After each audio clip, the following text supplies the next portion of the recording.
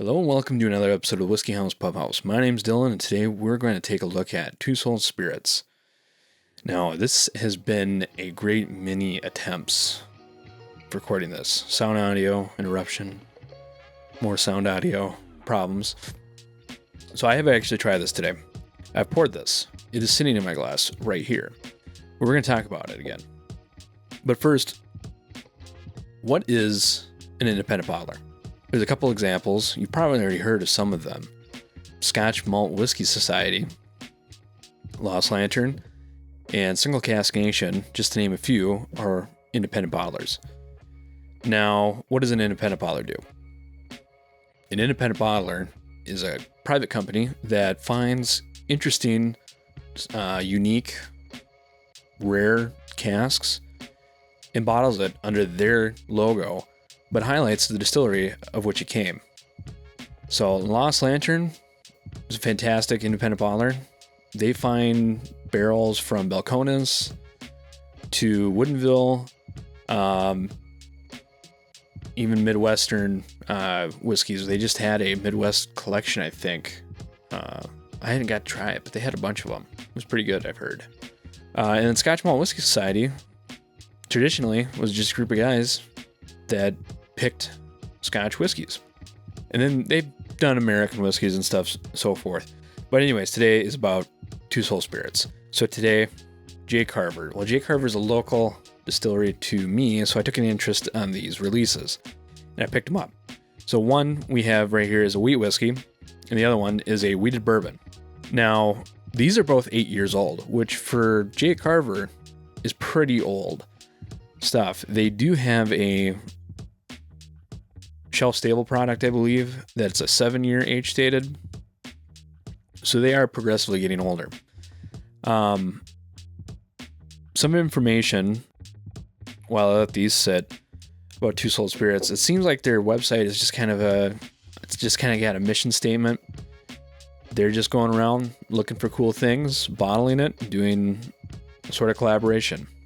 So they must have thought that these two were noteworthy to pick these two barrels up.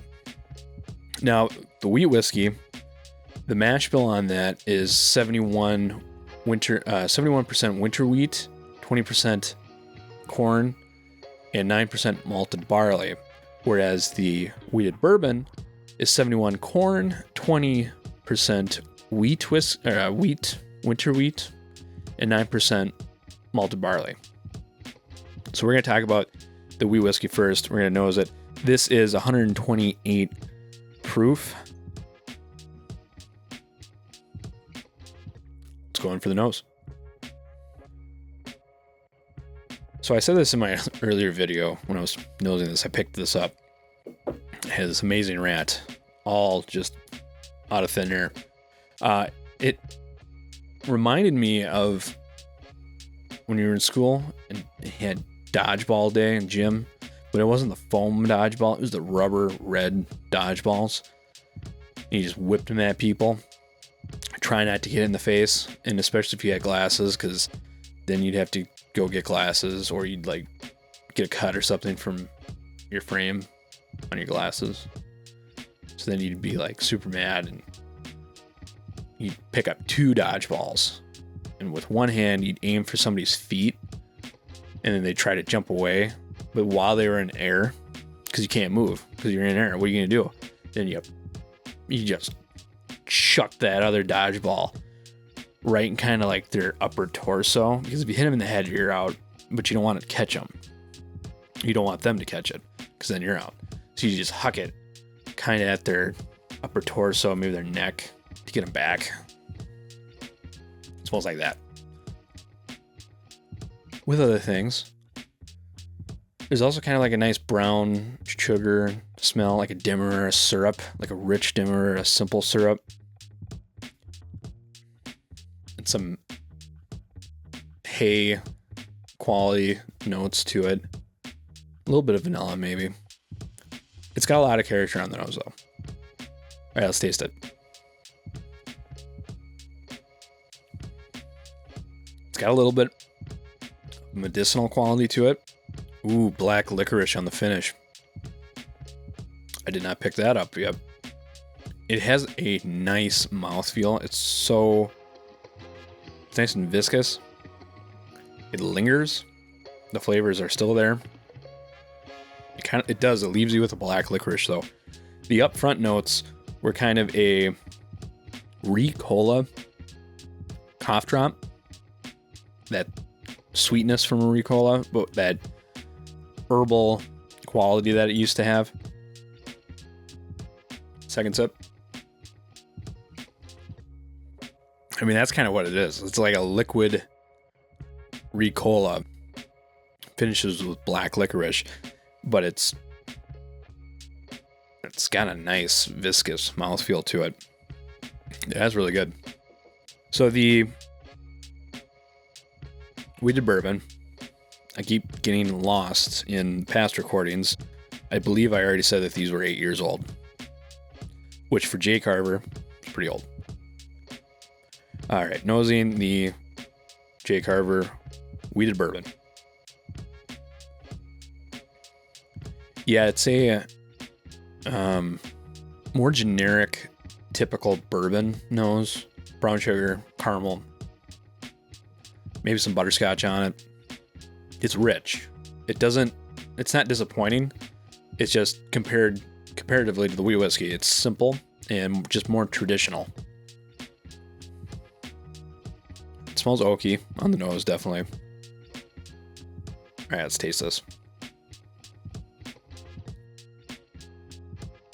Very rich with a lot of baking spice, a little bit of vanilla, caramel, super heavy bitter, not bitter, just heavy barrel notes. That's what I meant to say is barrel, not bitter. But it does have some tannic qualities in a good way. And it does leave with a nice finish. It's not unique. It's more just alcohol and generic baking spice finish on it. Second sip. Like I said about the nose, it's just a pleasing, typical bourbon flavor that it is super helped. It's helped out a lot by the proof. It is a little hot. I'll be honest. They're both hot. So if you're not a fan of proof, these are definitely going to be noticeable. I enjoy it. I think for the character and the uniqueness of it, the wheat whiskey is fantastic. And it has just a nice lingering mouthfeel to it that's super viscous. The bourbon, the wheated bourbon, is kind of like your middle of the road. I don't think anyone's going to say anything negative about it, other than maybe about the prices on these. And that's kind of what got me to look back at these is I think the wheated bourbon is on sale. I'm not sponsored. I'm not in collaboration with any of these guys. I bought these on my own dime and then saw that these came on sale. So I thought, well, yeah, I should take a revisit on these. And I'm glad I did. This is, as of the time of recording on Two Souls website, $93. This is down about $30 from where it usually was. This guy, on the other hand, I think is $115 for the straight wheat whiskey. $115, 93. Is it worth it? I wouldn't recommend it. I don't think I couldn't tell someone to buy these. I enjoy them. I'm glad I have them. These are some of the best things I've had from J. Carver, so I'm happy to say that. The price is a little much, but I understand that's what some people call it, the craft tax on it. I don't feel ripped off. I think these are priced adequately. I just don't know if I can comfortably say to someone else, you should go buy this. But if you're interested, the wheated bourbon is on sale. And the wheat whiskey is $115. Do with that information as you will. These were good. I was happy with it. I just can't recommend for the price comfortably to tell people to buy these. But that's going to do it for this episode. Please like and subscribe if you valued any of this content. If you have any recommendations and I can acquire that bottle, so rein in those expectations a little bit. But let me know if you wanted me to review something specific. Put it in the comments, and I'll do my best to try to find that if it's obtainable. But that's going to do it for this episode of the Whiskey House Pub House. My name's Dylan, and we'll see you next time.